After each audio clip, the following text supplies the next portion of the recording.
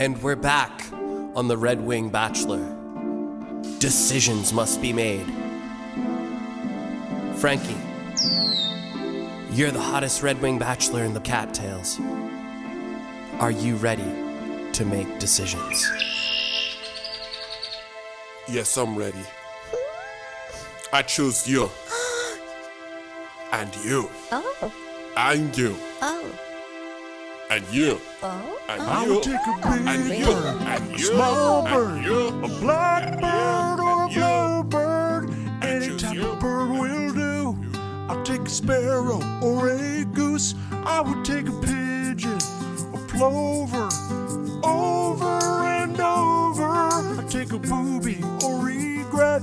Stare at a woodcock with no regrets. I wanna see a titmouse, a limpkin, nuthatch or a bush tit, 'cause I love birds. And we're back. Bird action! We're frothing at the mouth for birds. So this is our first episode back since we went public. Yep. Which is very exciting. It's been very exciting to hear people listen to the podcast and react to it. Mostly positive, some negative. But all full of passion. And that's all we can hope for. We hope to inspire passion in bird lovers and bird lovers waiting to become bird lovers. Yeah. We want anybody on the fence about birds to either love them or hate them by the end of this podcast. Yeah, and we're working towards the album. I mean, as we've discussed, the mission of this podcast is to write and record a song for every single bird species, and we've done 3 birds, and after this episode, we will have done 4. So that means how many birds are we? Yeah, we are still trying to figure that out. We started out thinking there were 18,000 birds, and now we've learned that maybe there's 11,000 birds. Unclear. Scientists don't know. They've lost count. It's hard to count that high. Oh, but speaking of, I'm realizing we should bring up the fact that now that we have some episodes out, we have an email address to engage with the listeners. You can correct us. You can insult us. You can insult birds. Best bird insults we'll read over podcast. But yeah, if you have questions, comments, stories about a bird, anything, I mean, also, yeah, if you have like incredibly harsh criticism of what we're doing, please send it. We love it. We love it all.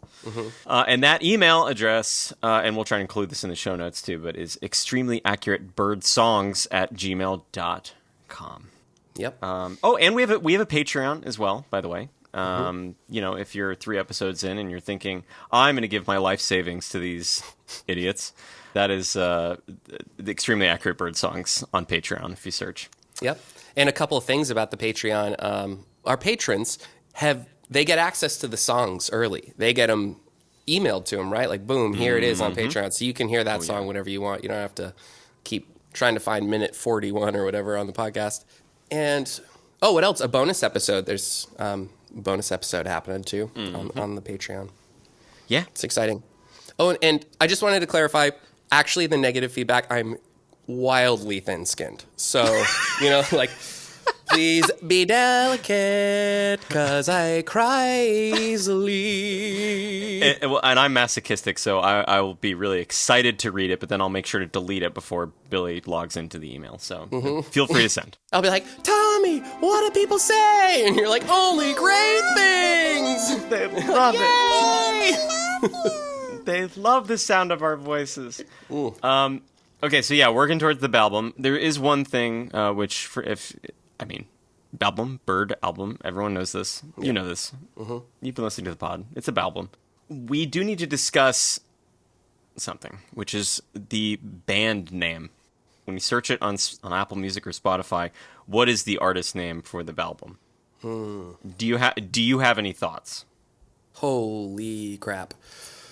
Well, here's the thing. What's nice is I feel like we're in a situation where if we have to lean on the Extremely Accurate Bird band, that's pretty good. It's pretty good. But I think we should like see what kind of wacky stuff we can get out there. That would make sense from a search engine optimization perspective for sure. But we're not very strategic. Hey, we're the jet black crows and the SEOs. That's good. I have some pitches for you. One is the extremely accurate Bird Boys.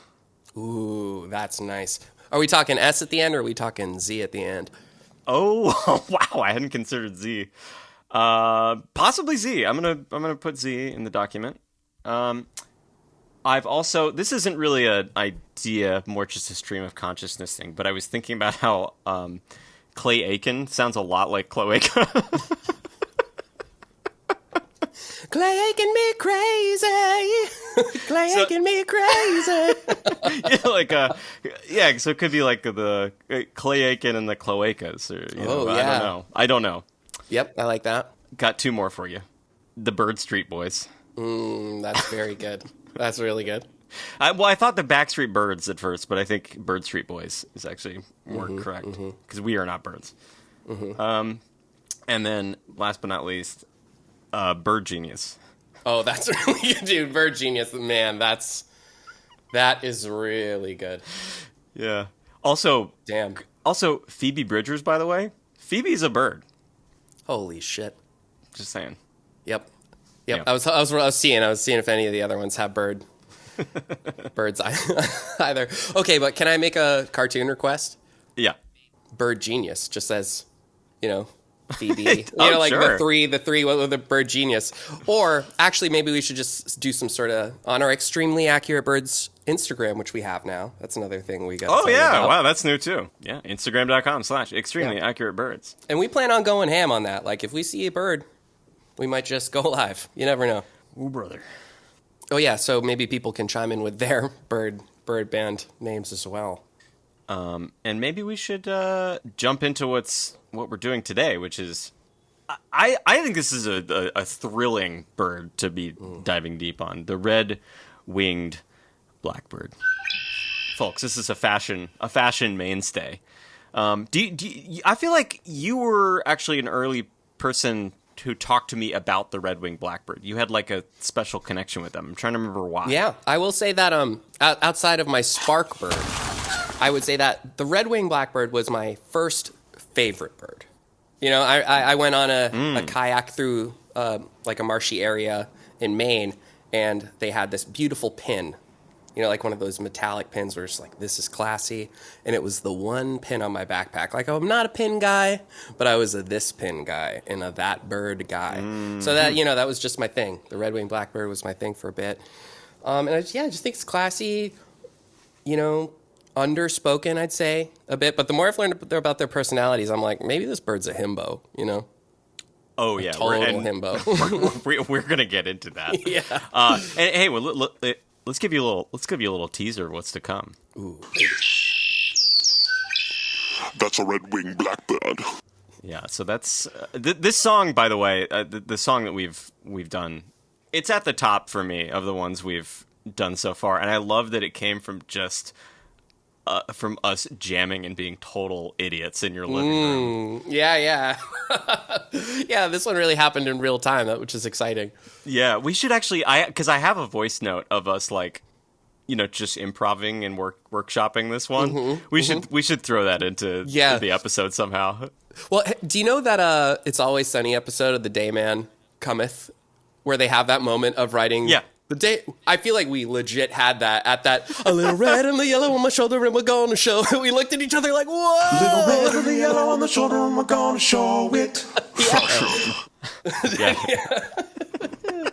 Oh my gosh. Twister. Yeah. Well, that's another thing too. Since these podcasts have come out, man, like it's been so fun to just see the other Bird Rock fans just find us and be like, hey, we're out here. We're going, hey, we're here for you. Let's rock. Oh, we flapping. Flapping. The flock be flapping.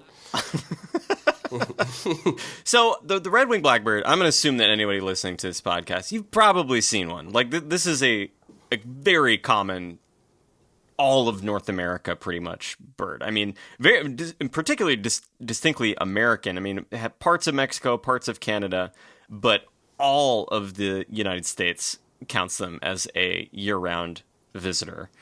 And I feel like you see them like, you might not see them all the time, but when you see them, they're impossible to ignore because they're in like a big, noisy group, usually near like a marsh or like a soggy roadside area, telephone wire. They don't care if you're around too. Yeah. I mean, if anything, they're like, I think red-winged blackbirds can like sometimes attack people. Oh, yeah, for yeah. going in their territory, right? If you're in a charged red-winged blackbird's territory, you're going to know about it because it'll dive bomb you. It'll yell at you with its Tree. What are you? Tree. I've heard someone say it. Did you catch that in your research? What is Pitawee or Pitawee or something like that? It's a cocklery. Yeah. I think. Hold on. Conklery. The bird. Ooh, the bird. yeah, there it is. Conklery. Conklery. Yeah, it's a very distinct sound. Sounds like something you'd leave Vegas with. They do have like a multitude of calls, which we utilize in this song pretty well. I don't know. Have you heard? So they have the famous like Conklery call, which you can just pick out of anywhere. But have you heard this one?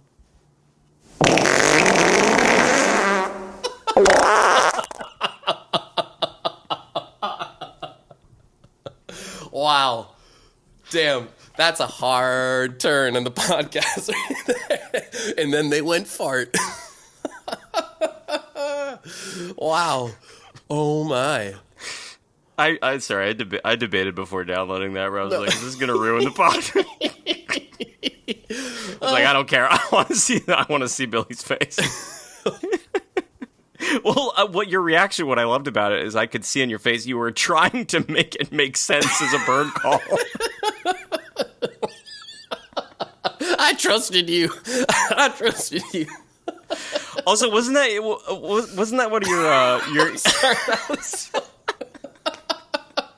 Okay, I'm here. Oh, wow.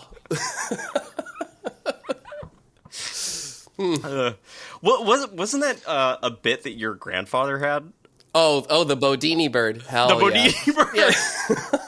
Yeah. Tell me what your bit was. Yeah, when I was a little kid, I mean, my grandfather, coolest dude to have walked the earth. When I was little, whenever he had to fart, he'd ask us like, you guys hear that?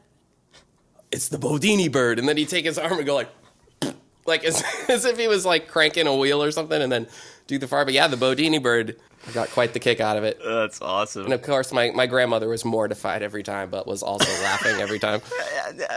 As she should be. Yeah. Okay, so... Can we add that as a drop? Here comes the Bodini bird.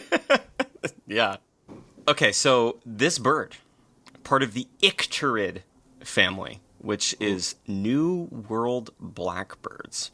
Also New World orioles, the bobolink, part of it. Great bird name, by the way, the bobolink. Yeah. Almost as good as the Bodini bird. Meadowlarks, grackles, cowbirds, and a lot of these like hang out together. They like know they're part of the Icterid family. Is a starling in that too? No, but that's because they come from Europe, so they're an old world. I see. But they clearly they came here and they were like, oh, we know. Yeah, we know who we hang with. The Icterids, you know. Totally. Love that. Yeah, I was thinking about like what the vibe of a red-winged blackbird, if you had to describe it to someone who's never seen one. And I mean, obviously the shoulder pads, the shoulder patches are like the most iconic thing, but they're also just like, they have such a noisy, crowded energy compared to almost any other bird. But like I think of them like a miniature, like New York, a moving New York City, because they're always in crowds. They're always super noisy, but there's kind of like an order within the noise where they kind of like self-regulate in the way that New York, like, it's, you can't believe New York functions with it being that crowded and noisy, but you just like, you figure it out. You know? Yeah, that's so funny. When you say that, one thing that in the descriptions I saw, they mentioned them kind of being stocky. You know, like kind of, they have a bit of a stocky silhouette and like a conical beak. So that kind of makes me think of them as like, you know, like Brighton Beach, like, Frankie, hey, I'm walking in. I'm flapping it. Hey, that's my bird you're looking at. Keep flapping, jackass. So they also travel in mixed flocks, which can contain grackles, red-winged blackbirds, obviously European starlings, and apparently, I read this online, they hold the world record for the high count of a single species, with an estimate of 40 million individuals during a Christmas bird count in Arkansas in December 1964. Which had this description online. Somebody just said, quote, "This was a river of blackbirds. The river flowed broadly and continuously for over 20 minutes. We described it as looking like a black cloud of smoke, only it wasn't smoke, it was all birds. Any attempt to count the number of blackbirds present is truly a guess." Wow. That's insane, isn't it? That is wild. Yeah. That's good info. I had a moment of like, you know, when you feel like your favorite band has gotten popular with this bird. Like, I will admit, when I put that little pin on my backpack, I was like, ooh, it's my bird. You know, like, I did not really think they were as common as, kind of like when you first thought like the baby dove was a huge deal. Like, Yeah. I really thought red-winged blackbirds were much rarer than they are, really. Well, they're weird, but I don't know. They are weird because, like, I'll go a long time without seeing one, and then I'll see, like, way more than I want to see.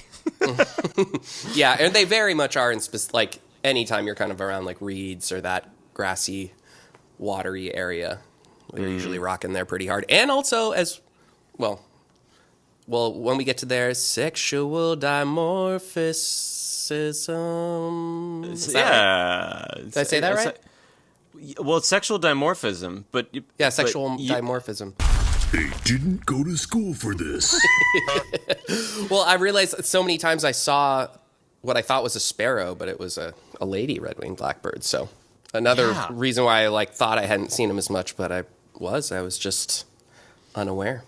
Yeah, they're a great example of sexual dimorphism because, like, I mean, they could be totally different species.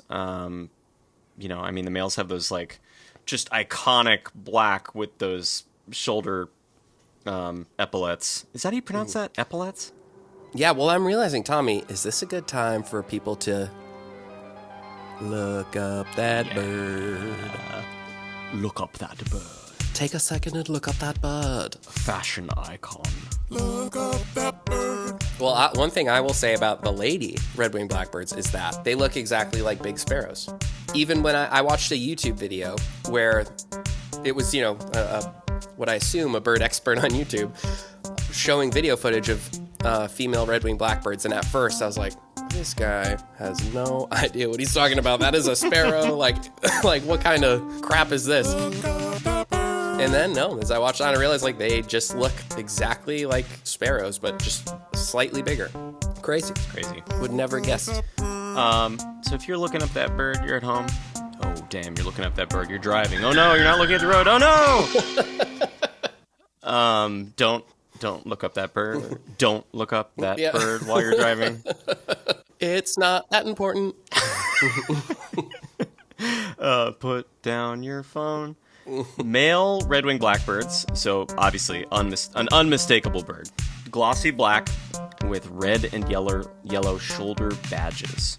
And the females are way smaller, like 50% smaller sometimes. And they're sort of dark brownish overall, crisply streaked, and often mistaken for like a sparrow or a finch. I thought they were totally different birds until I got pretty into birding. So, common mistake. Males, but yeah, the males are also 50% heavier than the females. Holy crap. Which can sometimes in the bird world, by the way, go the other way around. Like red-tailed hawks, the females are way bigger than the males. So, you know, there's no rules out there. Things get wild. So those namesake red patches, it really, to me, looks like the shoulder loops of cloth that you'd see on like a military uniform. Mm-hmm. And did you read about it's also part of bird? It also plays into like bird status. Tell me more. Oh, I did. Yeah, like the older ones, they get brighter, right? The colors get brighter. Yeah, and not only that, they'll like if they're very territorial. So to attract mates or defend their territory, they'll kind of actively puff out their shoulder patches so they're super visible. And if they're sneaking onto another bird's territory, they'll kind of conceal them.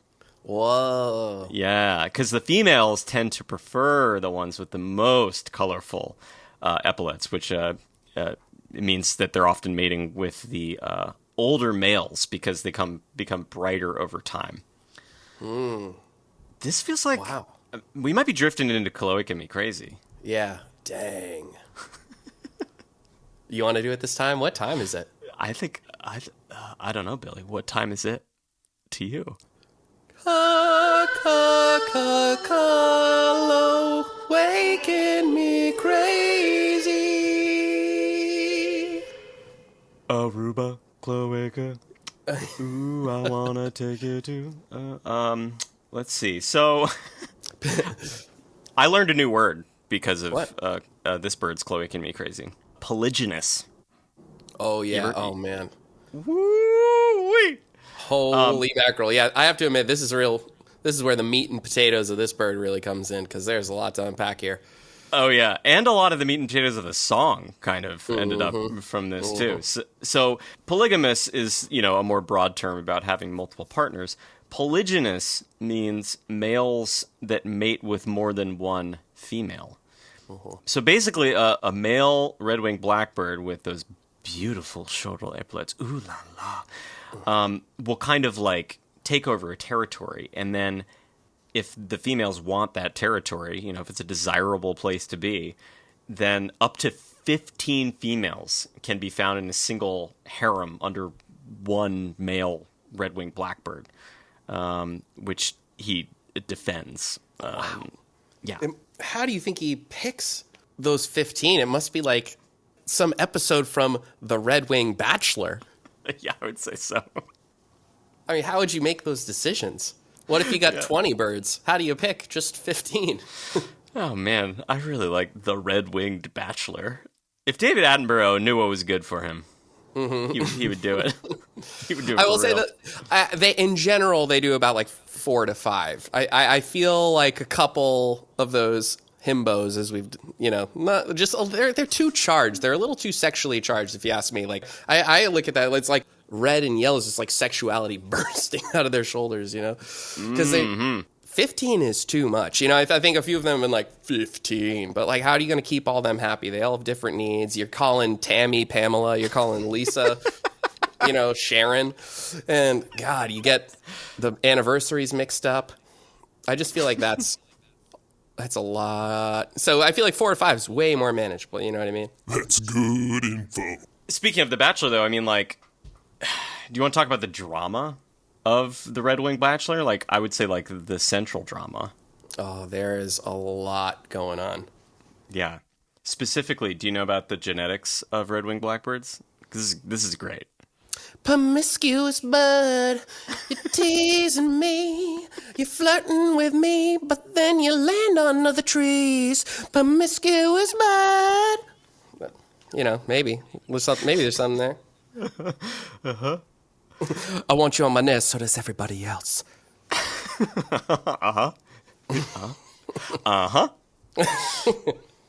So the drama is this. So as we talked about, this male red-winged blackbird has this harem and this territory that he's like lording over. But up to 50% of the nestlings in his territory carry no genes of the territorial male, which means there's like awesome red-winged blackbird drama going on. And we talked about how they can hide their shoulder patches. I'm just picturing like, the lady who's she's under the watch of this old mean red-winged blackbird, but she actually has like a hot boyfriend her age who has to like sneak in at night and hide his shoulder patches, Yeah. Oh my gosh. Wow. It's like, oh my lord, yeah, my lady. Yeah, totally. Yeah. So, anyways, if anyone's out there and wants to write fanfic or perhaps an entire romance novel about the Red Wing Bachelor, we will read the whole thing out loud on an episode of this podcast. I realized, like, to me, I kind of think of Red Wing Blackbird as like Project Runway fashion icons meets Arnold Schwarzenegger. Like, these are all my ladies. They do anything for me, and they only find me attractive, and I know that. Get out of here! Get out of here! Look at my red and yellow wings! Get out of here! Yet, you know, and they're like, oh, yes, we love you. We'll never cheat on you. We'll never cheat on you. And then, you know, they're like, okay, he's asleep. Oh, I'm going to go get it. Yeah. Oh, no, we only love you. I don't know, why aren't they Spanish? What's happening here? Anyway. I don't know. Well, you're doing like you're doing like a Telemundo soap opera thing. I followed it. It started Austrian and then it went Telemundo, which is how my brain always works.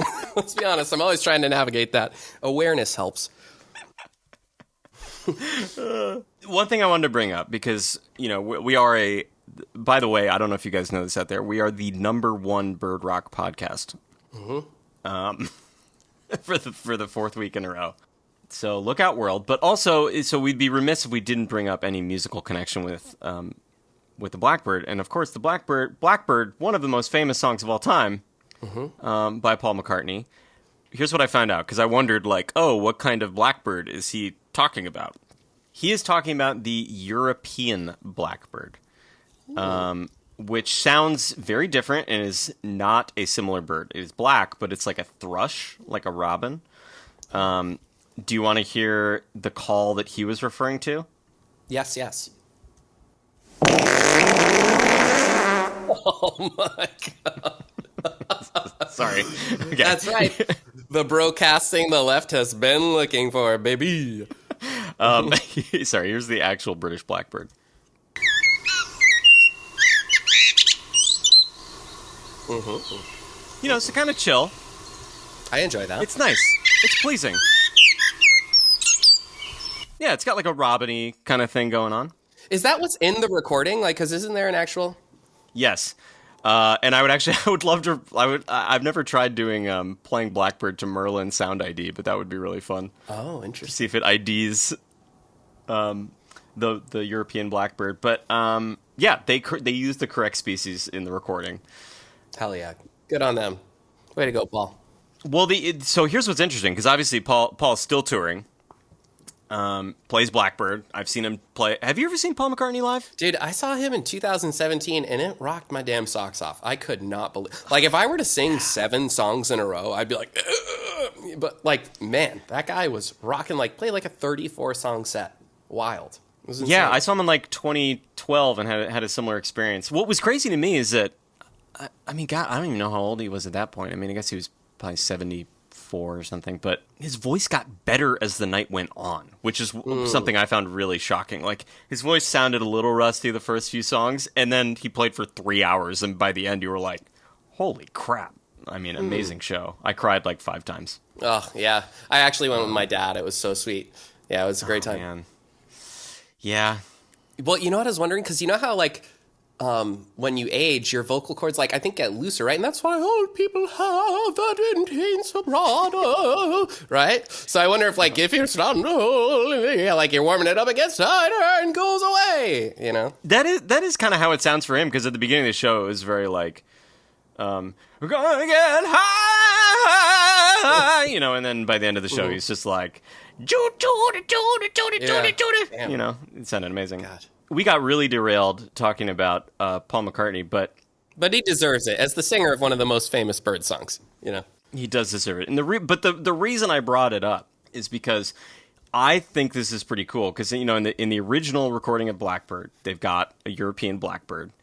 When he tours in the United States, obviously, like, people don't know the European Blackbird call, so when he tours in the States, he brings a red-winged Blackbird out to do the audio sample. What a classy guy. Do you want to hear it? Blackbird singing in the dead of night. Take each broken wings and learn to fly. On your life. I thought that was cool. That was great, yeah. How does he get it to stay on his shoulder? Yeah, just Is that glue? Oh, just give it a little bit of seed, Wow, I knew that guy was really something. I think he's going to really amount to something. Is there anything else we should talk about? I mean, I'm just so pumped to play this song. I think this is a jam. Well, and I actually want to mention that I saw them today. And pumped nice about work. that. And actually, I saw, because I went camping with our extremely accurate birdsong drummer, Jesse Kristen, first camp of the year, and we were by a field that was just loaded with them. And man, oh man, they're awesome. I love how when they fly, that's really when you see it. You know what I mean? Like, because unless you're really seeing their side, you could almost just think maybe it's a blackbird. But when they fly, it's really that pop of color really gets you. That's it. So just like to be talking about this bird today because I was reminded of my love of it. Fashion. I guess one last question for you. Do you have any thoughts on a sponsor for the Red Wing Blackbird? Oh, yeah. For me, it was Pocket Squares. Because that's what they always looked like to me, like very fashionable. Like I imagine a handsome, dapper fellow in a black suit and, like just a little pop of color, because that's what it is, just a little pop. Yeah, so that's it for me. I think I would go, I'm going to go 23andMe.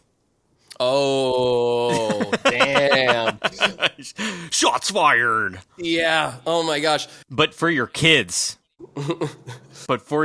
Specifically.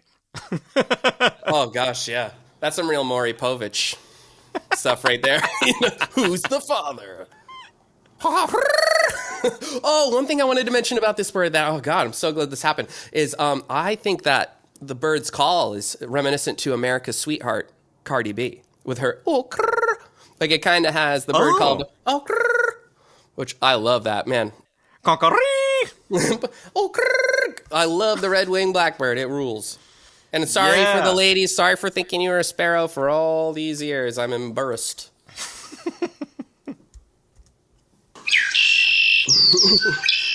That's a Red Wing Blackbird. Sure is. Get ready, folks. Okay, this is very exciting. We have a very special guest to determine the accuracy of today's song. Today, we've got an actual ornithologist. Whoa. We've got the great Dan Baldessari, a professor at SUNY Oswego, who is currently researching the behavioral ecology of northern cardinals and how they're affected by urbanization. And he also operates the Rice Creek Bird Observatory banding station. So anyways, welcome to the pod, Dan Baldessari. Welcome, Dan. Yeah, I'm very happy to be here. Love everything you guys are doing. I'll try not to mess it up, and I'll try to impart whatever professional bird wisdom I can. Oh, wow. Thank you. I mean, to have an actual ornithologist as our second guest, that feels like a big deal to me. I'm pretty pumped. I think you guys needed a little legitimacy to this operation. Like, I've listened to the first few episodes, and you guys are doing your thing. But we'll see if we can add a little scholarly air to this. I love that. Hell, we're so pumped. This is so sick. Wow. Okay, actual ornithologist. This is intimidating. But look. I mean, not to toot our own horns, but we are America's #1 bird rock podcast, so we can't be too shy, Beep, beep. I think you just tooted.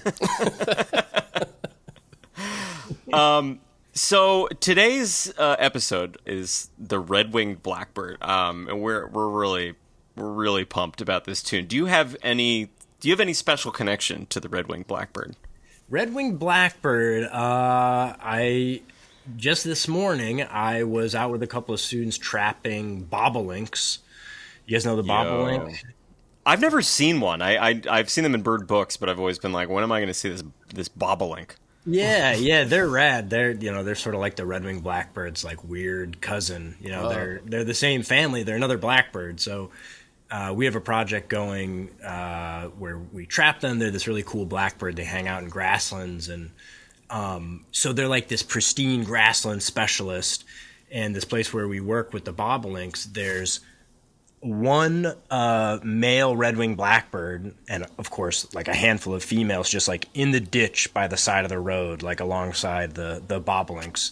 And so they're like they're kind of like the pain in the ass, like trash bird for us while we're working on the bobolinks. Like they fly around and they harass the bobolinks and they like get in our nets and mess everything up. So that was my experience with the red-winged blackbird. Like, I don't know, 6 hours ago. I mean, Oh my that gosh. tracks. Yeah. But they're a cool bird and a handsome bird, I will say. They are. We kind of leaned into the. We tried to lean into the handsomeness. So, like, if you were trying to predict like what kind of song you think the red-winged blackbird would have on this podcast, where would you have gone genre-wise? Because you're a big music fan, right? Yeah, it's a sexy bird. I think, so going, leaning into, the smooth, the sort of romance. I think, not to shy away from the sexiness. Yeah. And to lean in. That's probably the lowest hanging fruit. I mean, the red-winged blackbird's got some other aspects. I think it, contains multitudes. But it is a good-looking bird. Those males are like, when you see them, you're like, damn. Yeah. True. That's bird fashion. It feels like this bird sings that song too sexy. You know what I mean? Like, Yes. Yeah. And like that's how it operates. Yeah, totally. It has that vibe. Yeah. So I think that works. Well, we've been holding back the song from our listeners. Should we just play the song? Should we get into it here? Yeah, I think so. Oh, wow. I am so pumped. I'm so pumped. Okay, here we go.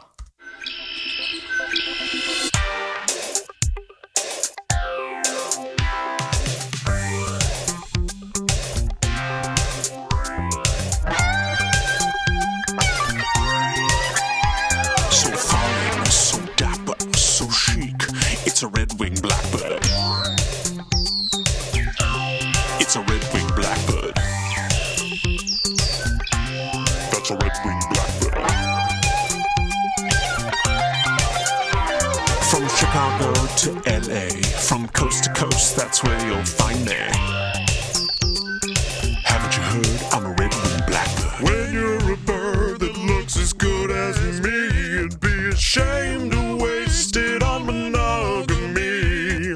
I have up to 15 mates, and I can't wait for my next mate. We're fine, and we know it. That's right. Little red, little yellow on the shoulder, and we're gonna show it. Fashion. We're fine, and we know it. That's right. Little red, little yellow on the shoulder, and we're gonna show it. From Canada to Mexico, mention my name, damn right they'll know. They've all heard of the red-winged blackbird. Hey ladies, Yeah, ooh, he's cute.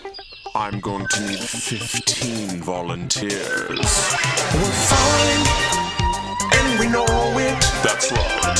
Little red, little yellow on the shoulder, and we're gonna show it. We're fine, and we know it. Little red, little yellow on the shoulder, and we're gonna show it.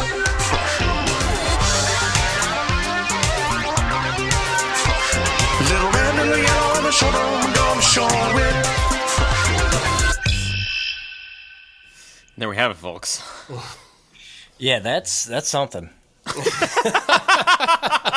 I mean that's one thing I appreciate about you guys is you don't hold back. Like the production value on these, that is just like a song I would listen to if I was a weird person who didn't care about birds at all. Oh, hell yeah. Well, thank you. That's what we're hoping for. That was especially exciting for me because, Tommy, you produced the hell out of this one. I'm True team very, effort, very my impressed. friend. True team effort.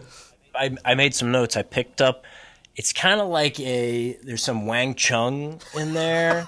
Hell yeah. There's some Wham in there, I think. Cool. But I think where you get really red-winged blackbirdy is it kind of has a little of that like synthy kind of like Depeche Mode almost, which is what the red-winged blackbird sounds like. They have that kind of like echoey sort of like ethereal kind of thing.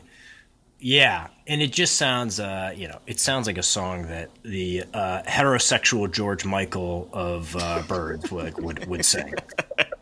Great. Yeah, I mean, I think we were, we were definitely very closely referencing Fine Young Cannibals. She Drives Me Crazy. Okay, yeah, I get that. Yeah. Yeah, I like that. I get a little NXS a little bit in there, Yes. you know, and a little bit of I'm Too Sexy. Yeah. So basically, no notes. I mean, it's a thing of beauty. Would you say it's extremely accurate? I would say it is extremely accurate. Oh, 4. I mean, it's a little, it's funny with those species that are so, sexually dimorphic, right? The males and females look so different. Like, I will say, you guys may get a couple of demerits. Like, it is a little patriarchal, right? So True. You go right for the sexy male, he's the good looking, red and black male. The females got their own stuff going on, but it's tough to ignore. Yeah, The 15 mates, it's a bit gratuitous, almost gratuitously sexual. obnoxious. Yeah, it is. Yeah, But yeah, beautiful work. yeah. Like maybe if there was a sexuality knob, it's on 11. We could easily go down to 5 and still be okay. Yeah, this one that is in literally a roadside ditch that we were working with this morning.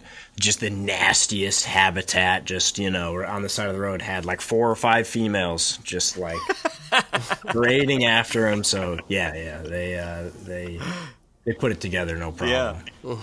I know you've done a lot of, you are now actively doing currently a lot of bird banding. Have you ever banded a red-winged blackbird? I guess there's no reason to, or is there? Yeah. Actually, I mentioned my kind of relationship with them is viewing them sort of as kind of trash birds a little bit. Like, I don't know if you guys talk about this, but they're everywhere, right? Yeah. They're super common, and they don't need to be in like pristine, marshes, right? Like they'll be in roadside ditches and next to parking lots and stuff. And so up to recently, I had not caught many, if any. But at my banding station recently, we caught just like a beautiful male who had just molted into that fresh red and black breeding plumage. And I got him in my hand, and I was like converted. I was like, all right, this is a handsome bird. Because they pop, especially when you get a good look at them. So I was kind of like, all right, dude, I get it. You're handsome.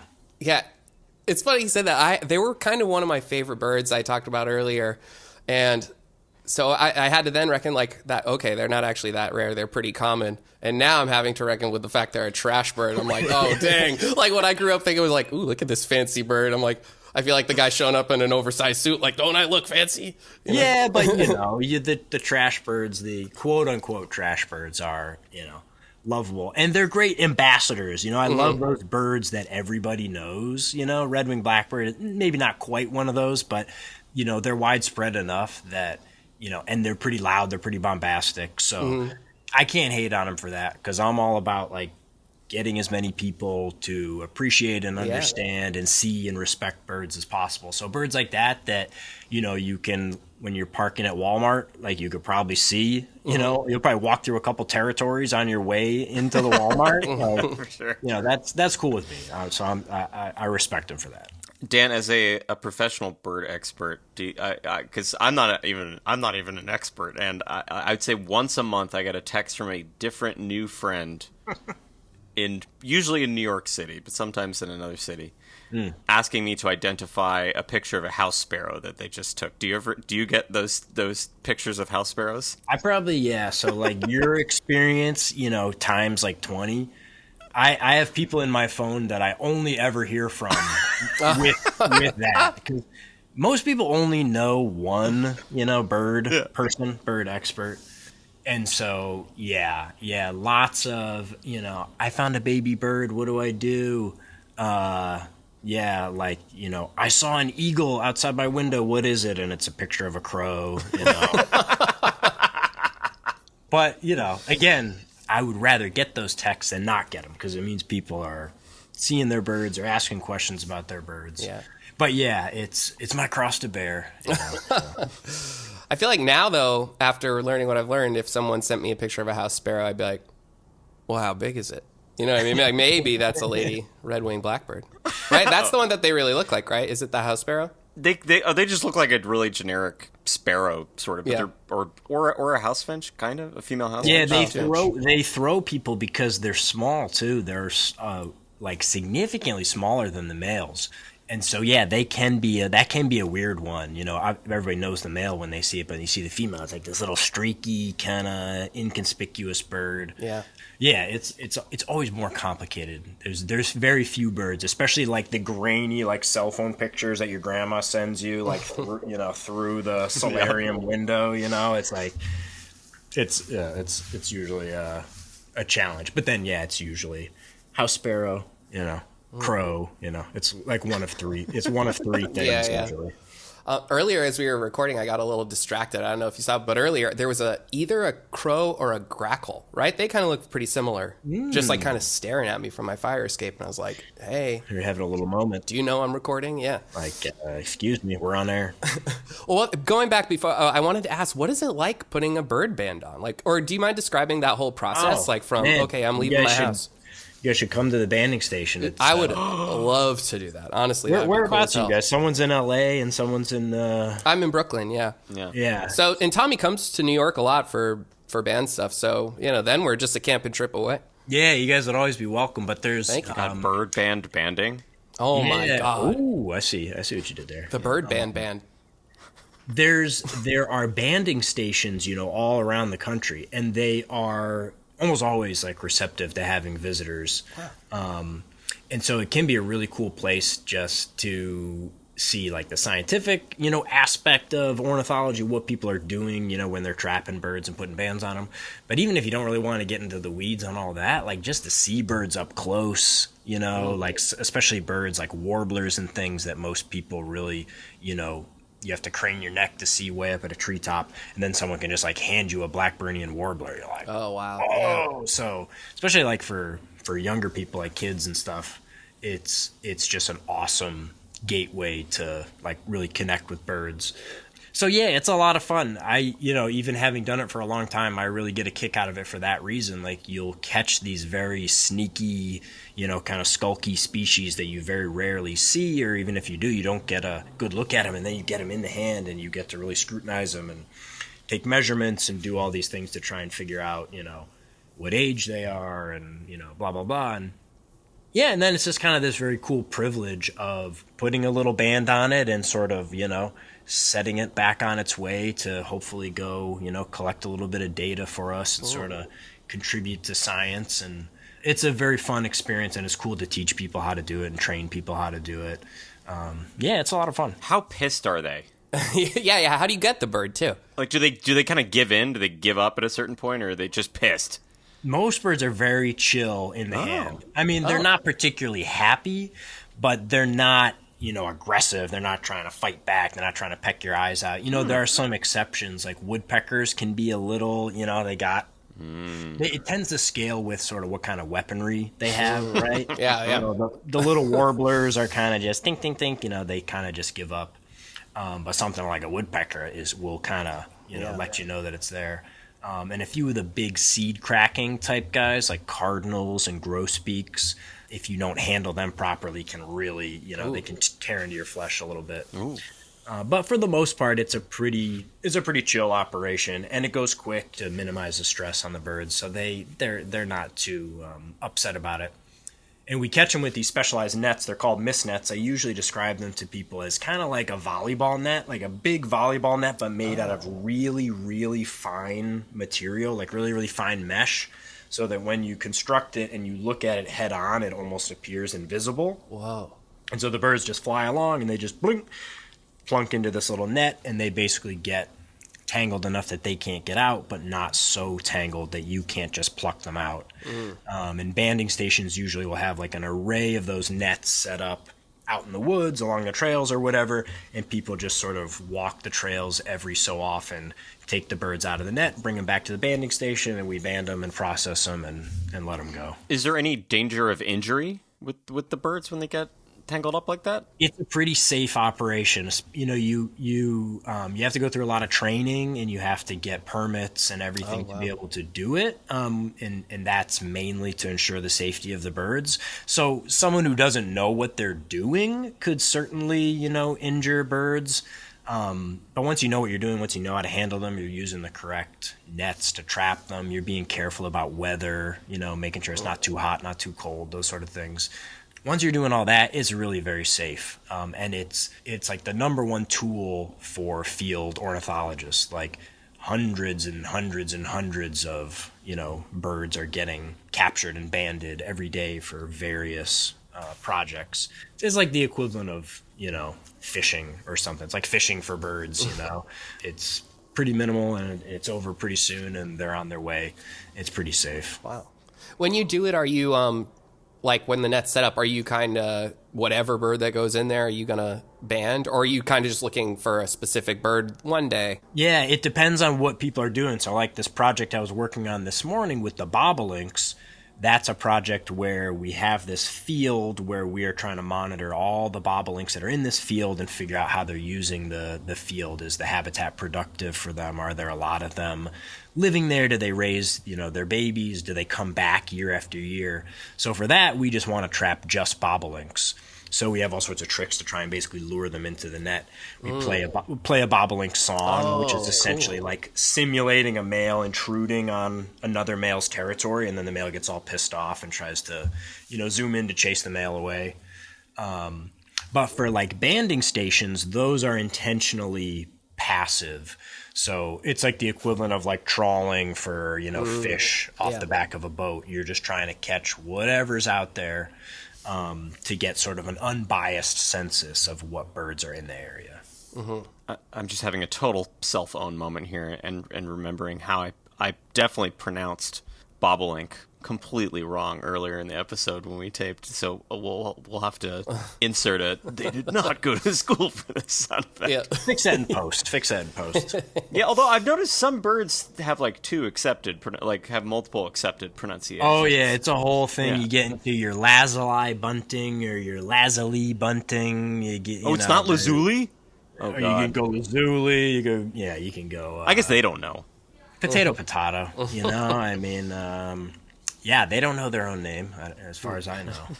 But yeah, there are bobolink though. Bobolink, I think that's the way to go. Cool. Well, Dan, you're amazing to talk to. Honestly, I could just listen to all this all day. This is so great. Thank you. Yeah. No worries.